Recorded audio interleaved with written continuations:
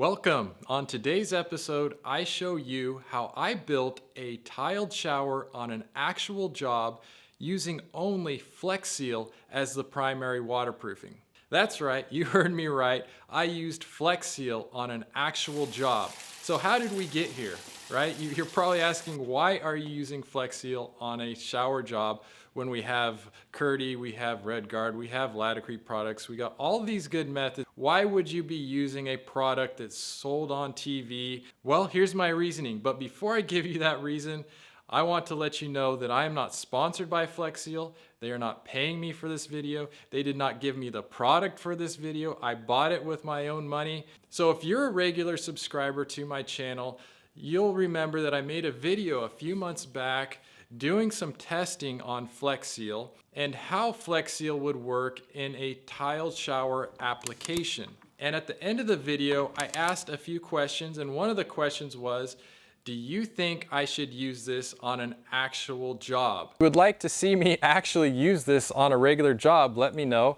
And in between then and now, I had one of my viewers reach out and asked me to redo their shower, and they wanted to use Flex Seal. So enough of that, let's get going with the video. So obviously, first thing we needed to do was to tear the old shower out that had failed. The shower was put together with RedGard. It had failed over time. The curb had just turned to mush. Look at that. That's what's left of the wood curb. So we redid the plumbing, we moved the shower valve, we moved the drain from the tub location to the center of the floor, which we like to do in showers, and we got our wallboard up. Now this wallboard is 1/2 inch Gold Bond EXP that comes in 4x8 sheets. We found it at the Home Depot, but you can get it at Lowe's or any other big box store. It's similar to Dent Shield, so they're basically interchangeable. We just use what's in stock on the shelves. If we can find Dent Shield, we'll use it. If we find Gold Bond EXP, we'll use it. But we can no longer use drywall in showers in our area. And we did our pre-slope. So the method we are employing here is TCNA method B441. And if you don't know what TCNA is, it's the Tile Council for North America.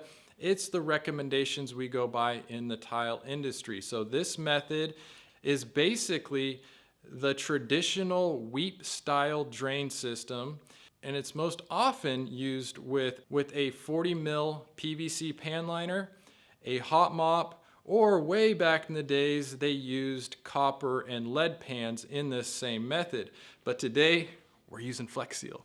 So now that we got everything prepped and ready to go, I start in the corners, because in the walls, if there's any area that's gonna have water issues, it's gonna be in the corners, because that's where the tiles might move and that's where the grout might crack and water get in there. So I go ahead and use Flex Seal in the corners first, and then I go ahead and do the niche too. The niche is a common area where we see a lot of water damage. Again, those horizontal areas are areas where water will sit and soak in.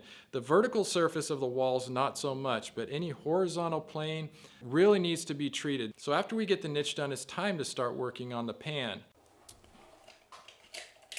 So here is the bottom flange here, and this is where all of the waterproofing is going to connect to. You see I got a really nice sanded finish on the ABS drain. That's very important with the Flex Seal, is to roughen up the surface of any plastic to get it to bond really well. So that's where the waterproofing is going to run all the way past the bolts to this opening. And then the clamping ring goes on. That goes on top of the waterproofing. And then finally the drain screws into that. Just like so. So this is the waterproofing fabric that I've been using. Attaching them over the bolts like so.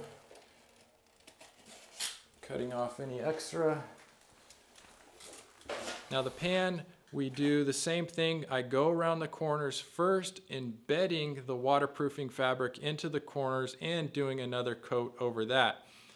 If you notice with the Flex Seal, it flows really easily. So if you were to dump Flex Seal, it would all come out in one stream. If you were to do that with RedGard, it would come out kind of in a plop, like a clump. So that's kind of the difference. It's got a different consistency that's kind of hard to explain, but it flows a lot better. And you can see in the video as I work it, it's really easy to push it around, to get it into the corners, and it's flowing really nicely.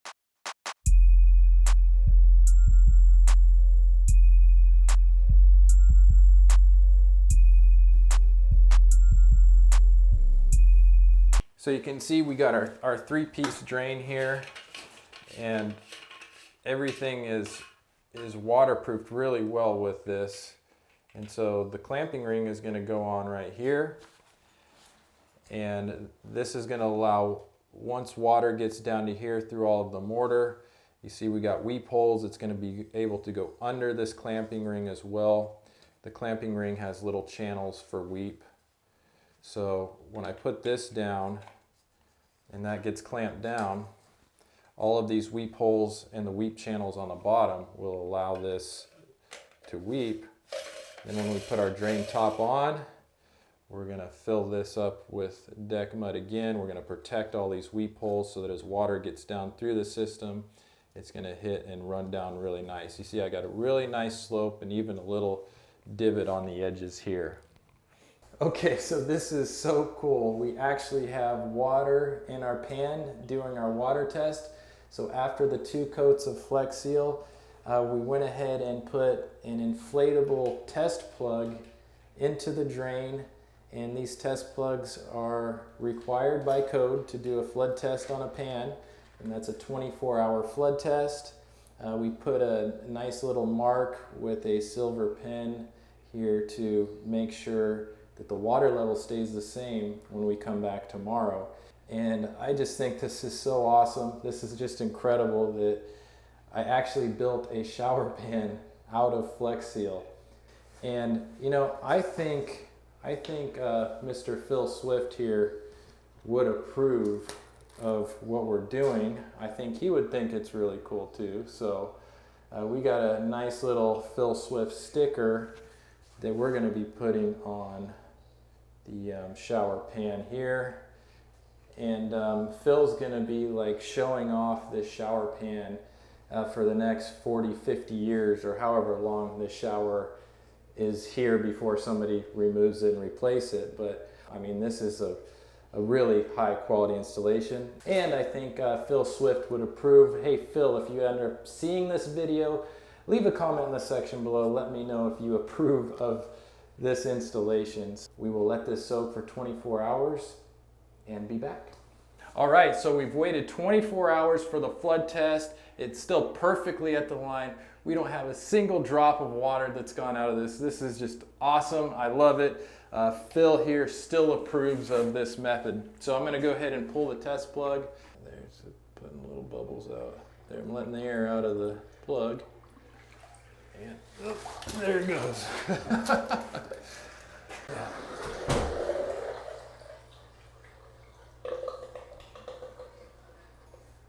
So you can see we got a really good pre-slope here because everything has drained out really nicely. That is the importance of the pre-slope. Almost all of it has gone down. A few little puddles. But that is just beautiful, beautiful, beautiful. Look at that. All dry around the drain. Mr. Phil still loving it. He's still loving what we're doing. Just snug these down. They don't have to be overly tight. Just snug them down good onto the plastic. And that's a good fit right there. So now that the water test is done, we know the pan is leak proof, we know it's ready to go. We start on the dry pack, or what we call deck mud, float on the shower pan. Now this is going to give us our final slope for our tiled shower pan. So we start with doing a level perimeter base of mortar, and then we go ahead and we slope everything down to the drain at 1/4 inch per foot. per TCNA recommendations to make sure that the pan has enough slope so that water drains off quickly, but not too much slope that it's going to be slippery and awkward to stand on. Okay, so now that I have everything screeded off where I want, I'm going to do a final little tamp down on it. Again, just compacting the surface a little bit more all the way around. I'm going to give it a little rub just to even everything out, make sure my surface is really smooth. It's going to take out any little high spots, fill in any low spots. After I have it all smoothed out, I'm going to take my flat trowel and compact down the surface to make it smooth.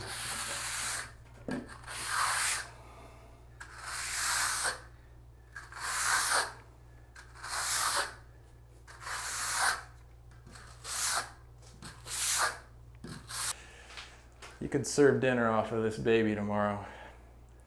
So smooth, so flat, such a nice surface to set tile on.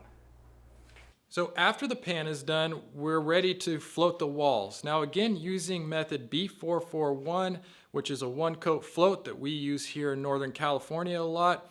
The way we do this is we staple up chicken wire or lath to the walls, and then we use 1 5/8" galvanized roofing nails, and we fasten the lath or chicken wire to the studs.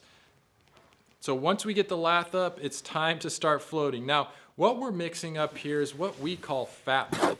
Now, fat mud is a 5-to-1 sand to cement to 1 part lime. So 5-to-1 to 1, and it's a creamy mortar similar to what brick mortar would be. So you can see, once we get this all mixed up in our tub, it's time to start floating. It's time to get it on. So I get my hawk and my trowel, and we're ready to go. We got to get our float strips in. Now what we're using for float strips here are 1.5 inch wide by 1/4 inch thick strips of redwood, and we place these strips into the walls so that we can screed off them. So once we get these strips plumb and flat, all we need to do is fill in the rest of the areas with mortar, and then we can use our straight edge to screed it off, and we end up with a beautiful flat, plumb, true square surface.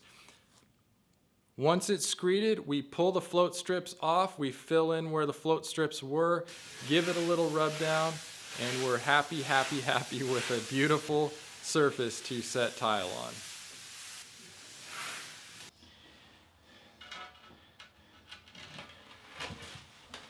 As I set the tile, I'm wiggling it back and forth to collapse the ridges.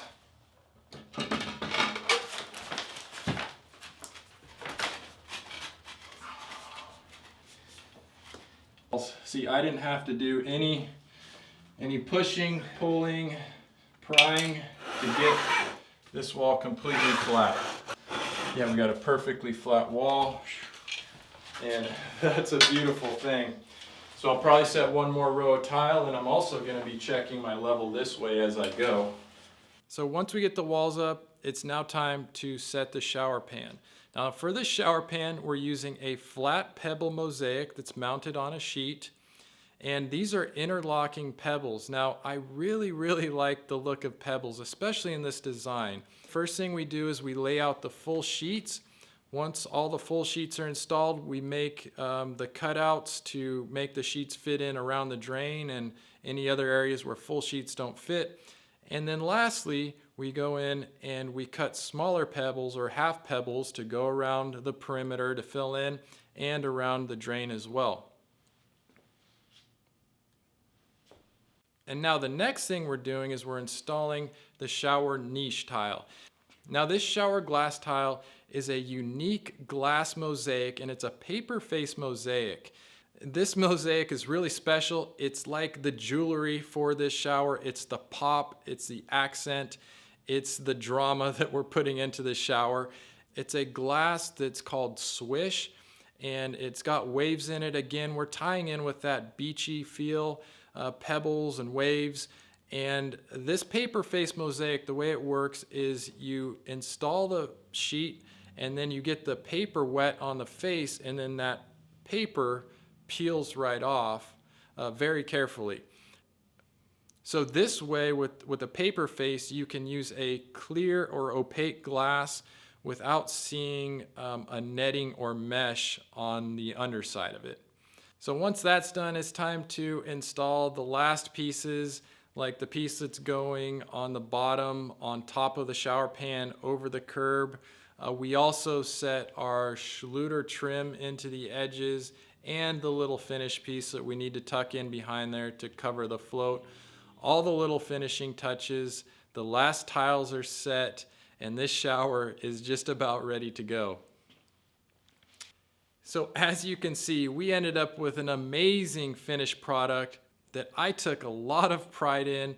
I really enjoyed putting so much time and effort into this build for the customer.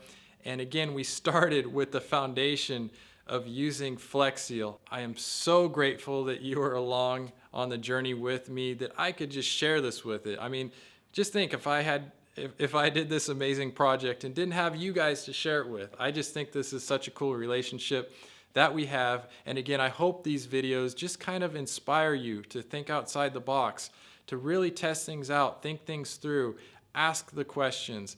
And I think if we do that, not only will the tile trade be better, but our world would be better too if we start thinking a little more critically and maybe questioning authority figures in some small way.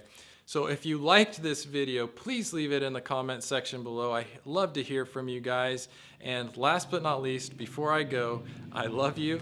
I love being your tile coach, and we'll see you on the next video.